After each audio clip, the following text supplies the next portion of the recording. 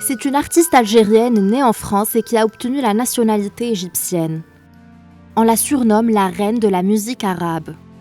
C'est Warda Ftouki, dite Warda al-Jazaïria. Née en France le 22 juillet 1939 d'un père algérien et d'une mère libanaise, Warda a débuté sa carrière artistique dès l'enfance. Tout a commencé lorsqu'elle a interprété des chansons arabes bien connues dans un hôtel appartenant à son père. En 1959, elle se rend à Damas pour chanter au club des officiers syriens. Warda part ensuite en Égypte, où elle participe au tournage du film Al-Mad wa Abdul Hamouli en 1960.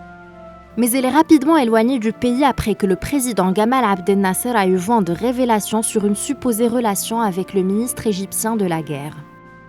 Warda a été accusée de répandre elle-même la rumeur afin de gagner en influence dans le milieu artistique. Ces révélations lui ont valu un retrait de la scène musicale, mais elle se reproduit sur scène en 1972 à la demande du président algérien Houari Boumedienne, qui a tenu à ce qu'elle donne un concert à l'occasion du 10e anniversaire de l'indépendance du pays. Depuis, Warda a repris ses activités artistiques et le président Anwar al-Sadat la réautorise à se rendre en Égypte. De retour au Caire, Warda reprend sa carrière et épouse le défunt musicien égyptien Baligh Hamdi. Leur aventure artistique dure des années, malgré leur divorce en 1979, année où la chanteuse obtient la nationalité égyptienne et chante de nombreuses chansons dans un registre inspiré d'Oum Kulthum.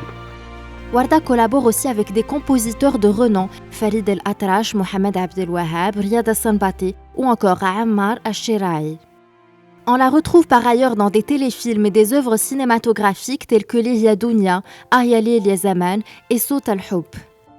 Ce parcours jalonné de succès a valu à Warda une grande reconnaissance, de nombreux prix et plusieurs distinctions tout au long de sa carrière. Elle est décédée chez elle au Caire le 17 mai 2012 des suites d'une crise cardiaque et elle a été inhumée en Algérie.